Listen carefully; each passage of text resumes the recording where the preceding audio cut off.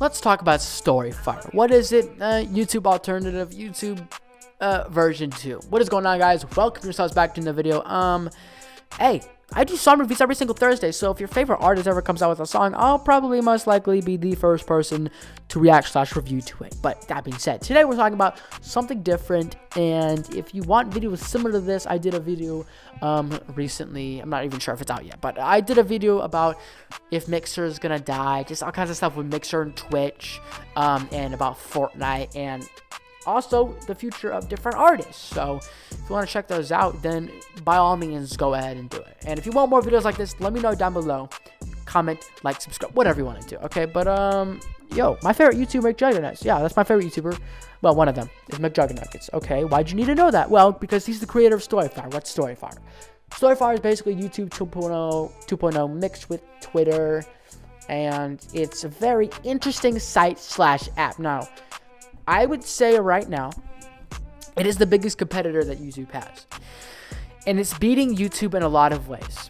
I'd say the only way it's not beating YouTube, by a long shot, is numbers. Like, you know, how many people are on it, whatever. But it's gaining by the 10,000s, 20,000s, 30,000s, 40,000s, 50,000s. Not by the millions/billions like YouTube, right? So we're going to have to wait till there. But you're probably asking yourself, well, what's wrong with YouTube? There's a lot wrong with YouTube. Just look it up, okay? But I mean, demonetization, and probably the biggest thing is unfairness, and not being able to swear. And I mean, I don't swear. I hate swearing, but you know, most people don't, right? And it's kind of annoying when you're being censored and you can't talk about what you want to talk about. Obviously, in a certain amount of guidelines, but it gets to the point to where people are favoring, and just things like that, to where YouTube has lost some of the stuff that made it so good and made it popular. And Storyfire is kind of like a new YouTube in the sense that it's perfect. It's really good. It's a really good site. Really good service. I'll use service because they have a site and they have an app just like YouTube. So service. Now let's talk about the differences between them. And this is probably where Storyfire, you could see it as a positive and you could see it as a negative, but here's the thing. On Storyfire, it's like Spotify and SoundCloud. YouTube and SoundCloud are similar in the sense that anybody can upload to SoundCloud, anybody can upload to YouTube. But Storyfire is in the sense that not everybody can upload to Spotify.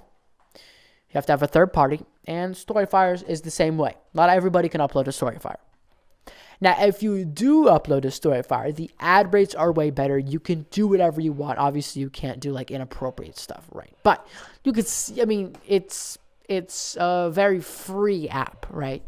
And it's free price-wise as well, which is good.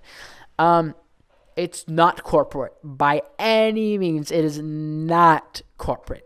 And it never will be corporate because you have to be allowed on the app. So like I said, that's a positive and that's a negative. I mean, the negative is if you want to get on Storyfire right now, you're not going to get on Storyfire. You know what I mean? Unless you're really good. That's what I'm saying. That's kind of a negative right there. But it's also a positive because you know that only good content is going to be on the app. And already established creators or really good creators coming up. But it's also a negative because, like, I mean, you can't really come up on the app. I mean, you can, but not like from ground zero unless you get lucky. And now is definitely the best time because not a lot of people are on the app. I mean, it's not like nobody's on the app, but not a lot of people are on the app. So, I mean, it's kind of like, you know, whatever. But, like, think about it this way. If everybody could upload it to Spotify, I mean, that wouldn't be good. You know, that wouldn't be good. Spotify was about to do that, but then they didn't. I mean, that wouldn't be good. I mean, there's nothing wrong with SoundCloud and YouTube, but there's a certain premium aspect to it with Storyfire and Spotify to where you know you're only going to get the good people. And you're getting what you want. And so are the creators because they can do whatever they want. You know, obviously not do whatever they want, but 100% being you can do whatever you want. They can do like at the very least 60, but realistically like 80% of what they want. like I said, you probably can't do it super inappropriate, you know what? But like, you get what I'm saying. You get a lot of freedom on that app. You get a lot of freedom, and it's for the creator, right? But for the user, it's premium. It's like Spotify. Everybody uses Spotify or Apple Music. It's like Apple Music too, right? You know it's gonna be good. You know it's gonna be good. But the difference between this and YouTube, one of the actually kind of cool, like really interesting core differences, is Storyfire is definitely a lot more interactive. It's like a fuse of Twitter and YouTube, because you can make little tweets, little messages. Now, I mean, yeah, YouTube has that now with the community, whatever, you send out the message. I don't even think I can do it because I don't have enough subscribers. But that's the thing. Yeah, you got to be good at getting Storyfire, but you could do everything else after that. And it's not a freaking corporate. You're not dominated. And you get paid. That's the thing. There's not a lot of people on Storyfire. I mean, there is, but in the scope of things, there's not a lot of people on Storyfire. But you can get paid. You can get paid really well. So I want to get on Storyfire. But you know what the cool thing is? You can get paid really well. So a lot of YouTubers are going to want to get on Storyfire. A lot of YouTubers are sick and tired of YouTube's crap. So it's about time we have a competitor. But a competitor that fixes on what YouTube doesn't. And just, I think maybe how YouTube should have been in the first place is premium. I mean, I could say that, but then I could also say it's really nice that I can upload to YouTube. And if YouTube had been premium the whole time, I would not have been able to upload to YouTube. I probably won't be able to upload to Storyfire.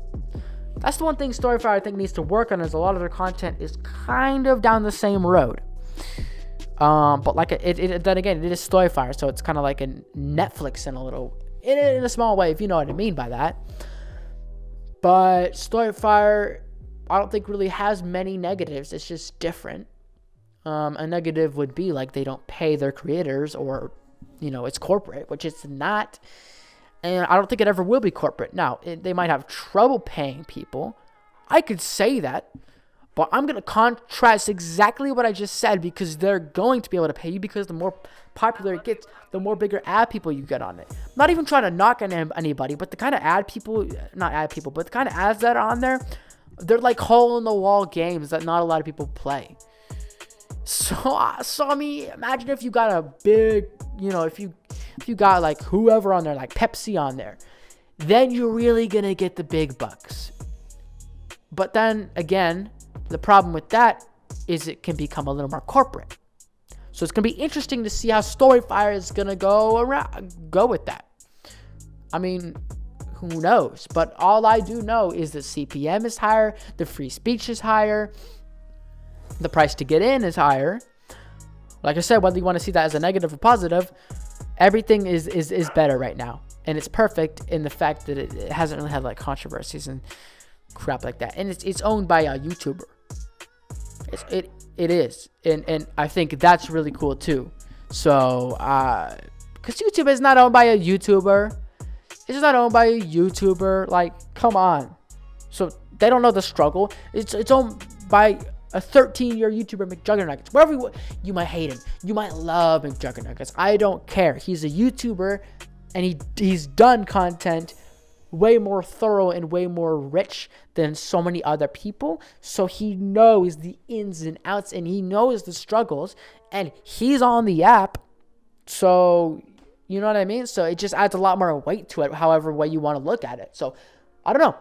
Yo, check out Storyfire though. I mean, it's on Apple, it's on Android, it's on the web, it's wherever, which is another cool thing. I mean, everything is everywhere, but I'm just saying it's kind of cool. But anyways, if you agree with me, make sure to let me know down in the comments below. If there's any other like service, then let me know. And yes, there's like Mug Club for Steven Crowder. There's all these different YouTubers own sites. There's all kinds of third party sites now.